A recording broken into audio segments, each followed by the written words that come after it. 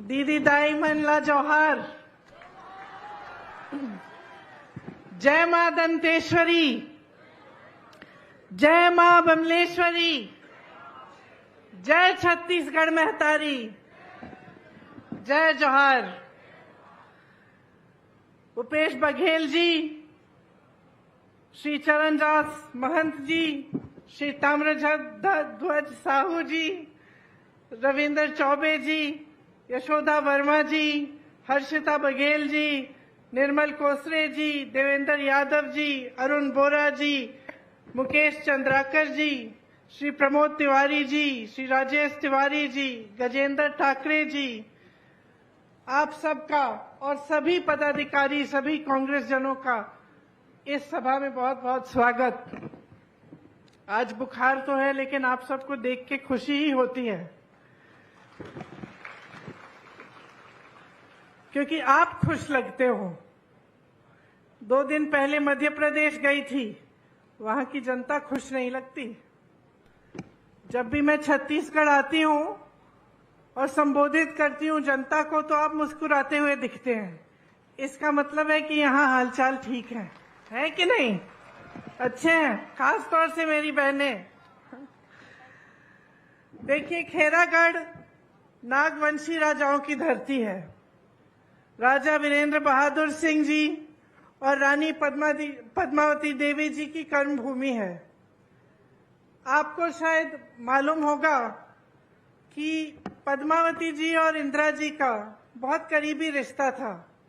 पद्मावती जी इलाहाबाद में उन्होंने पढ़ाई की, उसी समय इंदिरा जी से मिली थी जब वो छोटे छोटे थे, और तब से एक अच्छा उनका एक रिश्ता जुड़ा, वो एक मित्रता का रिश्ता जुड़ा।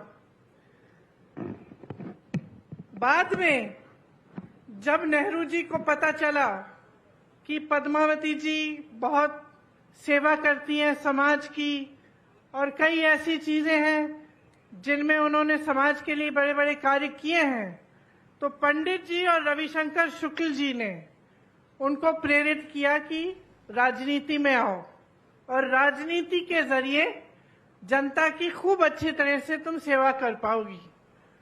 तो ये एक पुराना रिश्ता है खेरागढ़ का हमारे परिवार के साथ। इसी के तहत इंदिरा संगीत विश्वविद्यालय की स्थापना हुई, और ये जो नाम इससे जुड़ा है, इंदिरा का नाम, ये पद्मावती जी ने अपनी बेटी को इंदिरा जी का नाम दिया। और फिर विश्वविद्यालय की जब स्थापना हुई तो इंदिरा जी आए उस विश्वविद्यालय का उद्घाटन को करने के लिए। तो एक लंबा रिश्ता है, एक पुराना रिश्ता है।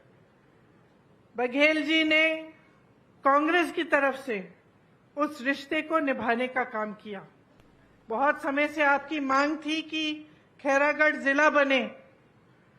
आपसे बघेल जी ने ये वादा किया उपचुनाव के समय कि करेंगे, और जैसे ही नतीजा आया, उसके 3 दिन के भीतर खैरागढ़ का नया जिला बन गया। अब जिससे पहले कि मैं लंबा भाषण शुरू करूं, मैं बघेल जी का भाषण खत्म करती हूं।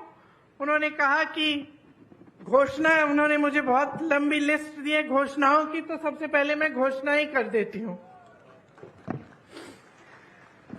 छत्तीसगढ़ की माताओं बहनों के लिए महतारी न्याय योजना लागू करेंगे, जिसमें प्रति सिलेंडर के रीफिल करने पर 500 रुपए की सब्सिडी आपको दी जाएगी। कांग्रेस सरकार बनते ही प्रदेश के 49,63,000 उपभोक्ताओं में से 42 लाख उपभोक्ताओं जिनकी मासिक खपत 200 यूनिट बिजली से कम है, उनका बिजली बिल पूरी तरह से माफ होगा। बाकी 7,63,000 उपभोक्ताओं को 200 यूनिट तक बिजली मुफ्त मिलेगी।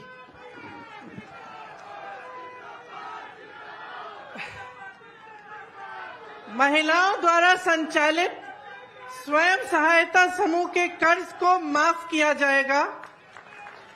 और महिलाओं द्वारा सक्षम योजना अंतर्गत लिए गए ऋण को भी माफ किया जाएगा। 700 नए ग्रामीण औद्योगिक पार्क बनेंगे। अभी 300 पार्क हैं, आगे 1000 ग्रामीण औद्योगिक पार्क हो जाएंगे।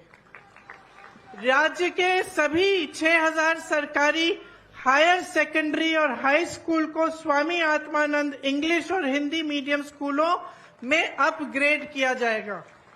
बहुत बढ़िया घोषणा है ये। सड़क दुर्घटना और अन्य आकस्मिक दुर्घटनाओं के लिए में छत्तीसगढ़ निवासियों को निःशुल्क स्वास्थ्य की सुविधा मिलेगी। परिवहन व्यवसाय से जुड़े 6000 से अधिक वाहन मालिकों के 2018 तक से 726 करोड़ राशि के बकाया मोटरयान टैक्स ब्याज के कर्ज की माफी की जाएगी। सरकार बनते ही किसानों से तीवरा को भी एमएसपी में खरीदा जाएगा। तो देखिए, ये बहुत जरूरी है कि आप छत्तीसगढ़ की जनता हो, आप समझो कि आज छत्तीसगढ़ कहां खड़ा है। सामने दो राहें हैं, या तो आप भाजपा को चुनेंगे या आप कांग्रेस को चुनेंगे। और आप एक जहां पे आप खड़े हैं उसे समझना इसलिए जरूरी है कि कहीं गलती से आप गलत चीज न चुन लें। मैंने कहा मैं मध्य प्रदेश गई, ये छोटी बात नहीं है कि वहां की जनता दुखी लगती है। दुखी किस लिए है? क्योंकि वहां जाके देखिए उनको कितना मिल रहा है धान के लिए। जब मैंने मंच से कहा मध्य प्रदेश में कि जानते हैं कि छत्तीसगढ़ में जो आपसे लगा हुआ प्रदेश है, छत्तीसगढ़ में 2400, अब तो ज्यादा बढ़ गया है, 2600 कुछ हो गया है, 2400 से 2600 का आपको धान के लिए आपको दाम मिल रहा है, तो चौंक गई जनता। मैं देख रही थी लोगों के चेहरे चुप हो गए। बिजली बिल माफ करने की बात जो यहां पे मैं कर रही हूं, ये बातें, कितना विकास हुआ है। आज छत्तीसगढ़ देश और दुनिया में पहचाना जाता है। यहां आने से पहले आपकी बनाई हुई वो रागी का जो आटा है उसकी रोटी मैं खा के आई हूं, रोज खाती हूं। कहां आपने सोचा था कि जो वन के उपज हैं, 67 वन के उपजों के लिए आपको एमएसपी मिलेगी? क्या आपने सोचा था कि आपकी संस्कृति पूरे देश भर में फैलेगी, कि आपकी पहचान एक अलग पहचान बन जाएगी? क्या आपने सोचा था कि एक ऐसी सरकार आएगी जो आपको केंद्र सरकार की नीतियों से बचा कर रखेगी? कोविड आया, कोरोना आया, तमाम बेरोजगारी फैली, मुश्किलें आईं, लेकिन आपको फिर भी बघेल जी की सरकार ने बचा के रखा। देश भर में जितनी बेरोजगारी आज है 45 सालों में नहीं हुई है, इतनी बढ़ गई है बेरोजगारी। छत्तीसगढ़ वो प्रदेश है जिसमें पूरे देश भर से सबसे कम बेरोजगारी है। आज पलायन बहुत होता था, नौकरियां नहीं मिलती थी प्रदेश में, लोग जाते थे शहरों में, बड़े बड़े शहरों में, अन्य प्रदेशों में रोजगार ढूंढने के लिए। आज आपकी परिस्थिति ये है कि आज के खेती किसानी छत्तीसगढ़ में बढ़ रही है। दूसरे प्रदेशों से लोग यहां आ रहे हैं। दिल्ली में मैं कुछ उद्योगपतियों से ऐसे ही मैं मिली, मुझे कह रहे थे कि सुना है कि रायपुर सबसे अच्छी जगह बन गई है बिजनेस करने के लिए, वहां से यहां आ रहे हैं।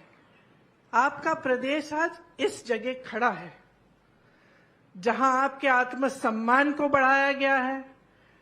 देश में आपका मान सम्मान सबसे ऊंचा है, सबसे कम बेरोजगारी है, खेती से अच्छी कमाई हो रही है, सरकार से राहत मिल रही है हर चीज के लिए, चाहे वो गैस का सिलेंडर हो, चाहे महंगाई हो, चाहे बच्चों का इलाज हो। तो आप यहां खड़े हैं और आपके साथ वाले प्रदेश मध्य प्रदेश, मैं बताती हूं आपको, जानते हैं कितनी घोषणाएं की हैं इन्होंने, इनकी सरकार ने? बताइए कितनी घोषणाएं की होंगी? 100, 1000, कितनी की होंगी? 22,000 घोषणाएं की होंगी। 22,000 घोषणाएं की हैं और मैं दावे के साथ कह सकती हूं आधी भी पूरी नहीं होंगी। और यहां आपकी सरकार, उपचुनाव में घोषणा हुई कि आपका जिला बनेगा, नतीजे निकलने के 2 दिन बाद 3 दिन बाद बन गया। जहां 22,000 घोषणाएं इन्होंने की, 220 घोटाले किए हैं। 250, शायद 250 महीनों की या हफ्तों की सरकार है, 220 इन्होंने घोटाले कर डाले, हर चीज में घोटाले। यहां पे आपको जो सरकार मिल रही है वो दिन रात आपके लिए काम कर रही है, और ये मैंने अपने आंखों से देखा है। बघेल जी के साथ मैंने काम किया, उत्तर प्रदेश में प्रभारी थे कांग्रेस पार्टी के, उसके बाद हिमाचल प्रदेश में हमने काम किया, और मैंने देखा कि किस तरह से दिन रात आपके लिए काम हो रहा है।